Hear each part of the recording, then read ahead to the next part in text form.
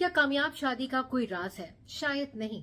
लेकिन बहुत सी ऐसी छोटी छोटी आदतें और बातें होती हैं जिन्हें अपनाकर इस गाड़ी को न सिर्फ ट्रैक पर रखा जा सकता है बल्कि इस सफर को खूबसूरत भी बनाया जा सकता है। डॉक्टर शीजा मोहसिन अमेरिका में रिलेशनशिप काउंसलिंग देती हैं। उनसे कुछ जानते हैं, कुछ सीखते हैं कि रिश्तों को कैसे मजबूत बनाया जाए। डॉक्टर शीजा मोहसिन, इनफिडेलिटी यानी कि बेवफाई, घरेलू तशद्दुद, शक करना, ये तो वो बड़ी वजूहात हैं जिनकी वजह से शादियां खत्म हो जाती हैं। लेकिन वो ऐसी छोटी छोटी कौन सी चीजें हैं जो कि बज़ाहिर तो बड़ी नजर नहीं आती, लेकिन अगर तवातुर से होती रहें तो उनसे रिश्ते कमजोर होना शुरू हो जाते हैं? दो चीज़ें मैं आपको बताऊंगी, दो किस्म की चीज़ें जिनसे रिश्तों में स्ट्रेन आती है। एक तो होता है जिसको कहते हैं ट्रॉमेटिक इवेंट, यानी कि बहुत सदमे वाली चीज़, बहुत बड़ी लड़ाई, इनफिडेलिटी या कोई अफेयर, इमोशनल या फिजिकल, या फिर अब्यूज़, इस तरह की चीज़ें, बहुत बड़ी बड़ी चीज़ें जो इंसान की पूरी रिलेशनशिप को सोक कर लेती हैं उस नेगेटिविटी में। दूसरा रीज़न जो होता है वो होता है हमारी डेली लाइफ्स में। चार बहुत आइडेंटिफाइड बिहेवियर्स हैं, यानी कि इन बिहेवियर्स के बारे में बहुत सारे एक्सपर्ट्स ने लिखा है कि अगर आपके रिश्तों में ये चीज़ें डेली, वीकली, हर वक्त होती रहें तो रिश्ता कमज़ोर, जैसे दीमक काट ले किसी घर में, तो उसकी तरह कमज़ोर होता रहता है। एक रीज़न होता है क्रिटिसिज्म। 24 घंटे अगर आपका स्पाउस या आपकी बीवी, आपका शौहर आपकी किसी न किसी चीज़ को टोक रहे हैं, कोई ना कोई चीज़, कोई बुराई करना, जब सारा वक्त ये होता रहता है तो इमोशनली आपका पार्टनर शट डाउन होने लगता है। ये एक बहुत बड़ा रीज़न होता है। सेकंड रीज़न होता है जिसको कहते हैं कंटेम्प्ट, यानी कि तौहीन करना। अगर आपकी लड़ाई झगड़े प्राइवेसी में ना हो और आप एक दूसरे की इंसल्ट कर रहे हैं दूसरों के सामने, तो वो तौहीन बहुत हैवी बैठती है आपकी रिलेशनशिप में। तीसरी चीज़ होती है जिसको कहते हैं, बहुत ये एक पॉपुलर कॉमन टर्म है, साइलेंट ट्रीटमेंट, यानी स्टोन वॉलिंग, कि आपने उनकी किसी भी इमोशनल एक्सप्रेशन को, बीवी के, शौहर के, आप रिस्पॉन्ड नहीं कर रहे। बात सिर्फ बात नहीं होती है, उसमें बहुत सारे इमोशंस होते हैं, बिकॉज एक बहुत कॉम्प्लिकेटेड रिश्ता होता है शादी।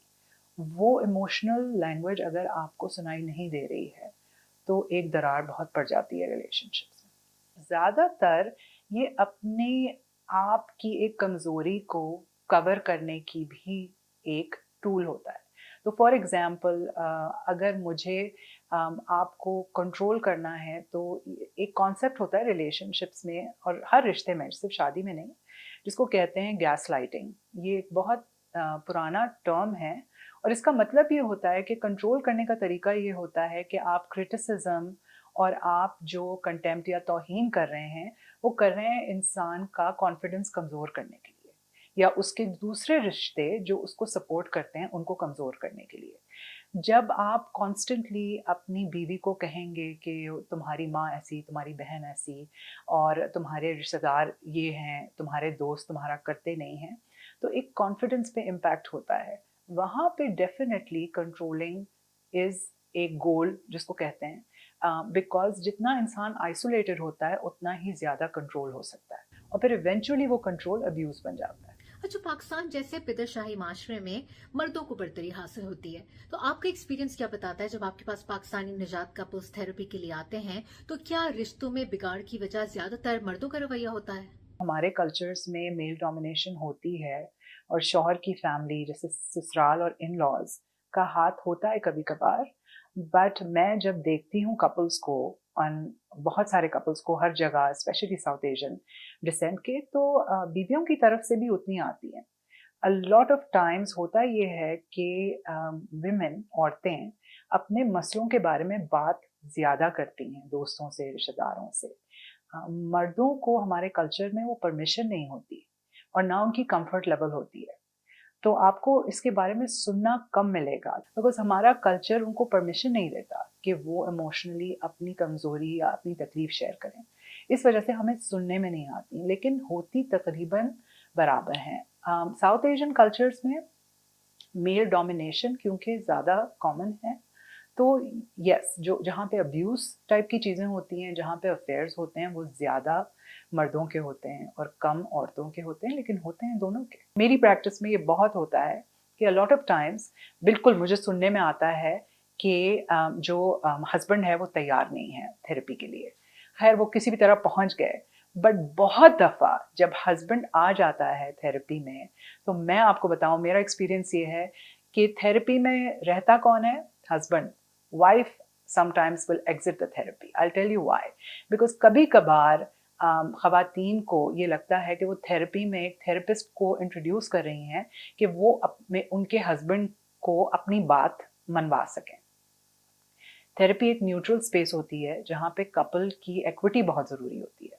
तो जब उनको पता चलता है कि यहाँ पे तो उनको भी काम करना पड़ेगा और उनके भी कुछ बिहेवियर्स हैं जिनको तब्दील होना बहुत ज़रूरी है रिश्ते को स्ट्रॉन्ग और पुख्ता करने के लिए, तो एक एंगस्ट होता है जिसमें लेडीज़ भी और ख़वातीन भी एग्जिट कर लेती हैं। आप मर्दों को आइसोलेट नहीं कर सकते, बिकॉज वो रिश्ता कैसे चलेगा जहाँ पे सिर्फ एक पर्सन को सपोर्ट मिल रहा है। तो ये बहुत इंपॉर्टेंट चीज़ है कि वो रिश्तों की बारीकी समझी जाए। बहुत सारे इश्यूज आते हैं और बहुत दफ़ा होता है कि कपल स्पेशली बेगमात परेशान हो जाती हैं जब मैं उनसे कहती हूँ कि आप अपनी इन लॉज को आइसोलेट करके अपने पार्टनर को खुश नहीं कर सकती, बिकॉज यू नो इट्स हमारा कल्चर कलेक्टिव कल्चर है। यहाँ पे अगर बीवी कहे कि बस तुम मेरे लिए और मैं तुम्हारे लिए, एंड आई रियली ब्लेम हमारा बॉलीवुड मीडिया, बिकॉज बहुत अनरियलिस्टिक एक्सपेक्टेशंस होती हैं रिश्तों में, एंड उसकी वजह से लोगों की अपने स्पाउसेस से बहुत अनरियलिस्टिक एक्सपेक्टेशंस होती हैं। जो उमूमन कपल्स के दरमियान देखा गया है कि शिकायतें बहुत बड़ी बड़ी नहीं होती, लेकिन फिर भी बात बिगड़ती जाती है, रिश्ते खराब होते जाते हैं। तो क्या रिश्तों को बुलेट प्रूफ बनाना मुमकिन भी है? सो बुलेट प्रूफ आप ऐसे कर सकते हैं कि आपने अपने रिश्ते को धीमी आंच पे चलाना है और प्रेशर कुकर पे नहीं चलाना है। जब आप अपने रिश्ते में कोई भी एक, चाहे बीवी हो चाहे हस्बैंड हो, उनको फील हो रही हैं चीज़ें और वो दबे जा रही हैं, तो होता क्या है कि काफ़ी दिनों तक वो जमा हो जाता है और फिर एक बम फटता है, प्रेशर कुकर फट जाता है, बिकॉज वो प्रेशर इतना ज़्यादा बढ़ जाता है। सो रिश्ते को पुख्ता रखने के लिए थोड़ा थोड़ा सिमर, यानी कि उस तकलीफ़ को शेयर करना जब वो तकलीफ़ छोटी है, और वो सेफ्टी क्रिएट करना कि आप ये छोटी छोटी तकलीफ़ें शेयर कर सकें ताकि वो बड़ी तकलीफ़ पहुंचने तक नौबत आए ही ना, तो रिलेशनशिप बहुत हेल्दी रहती है। लेकिन इंतज़ार करना कि ये भी, बिकॉज़ वो आप जो विक्टिमहुड की बात कर रही थी, अमूमन ख़वातीन में कि वो इस पॉइंट तक पहुंच जाए, और हस्बैंड्स में कि वो बर्दाश्त कर रहे हैं, उनको लग रहा है, और फिर क्या हो रहा है, उनकी विक्टिमहुड बढ़ रही है कि जी मैं इतने दिनों से बर्दाश्त कर रहा हूँ, फिर वो इंडियन मूवी का सीन होगा एक, और फिर उसमें जो चीज़ बुरा भला कहा जाएगा, और इमोशनल हालत में जब कोई कुछ कहता है, फिर उन वर्ड्स को, अब आपने वर्ड्स निकाल लिए हैं तो उनको वापस लेना, तो इसको कहते हैं इमोशनल इंजरी। तो इमोशनल इंजरी प्रिवेंट करना बहुत ज़रूरी है कि वो इतने बड़े बड़े ब्लास्ट ना हो, बिकॉज उस वक्त जो बदमज़गी होती है और जो बातें कही जाती हैं ना, वो सालों तक रिपीट होती हैं। हमारे यहाँ क्या होता है कि नौबत होती है कि या टुगेदर हैं या फिर डिवोर्स की थ्रेट आ रही है। हमें मयाना रवि इख्तियार करनी है, बीच में रहना है। बहुत ज़रूरी होता है कि आप उस नौबत तक ना पहुँचे, बहुत सारे स्टेप्स होते हैं बीच में।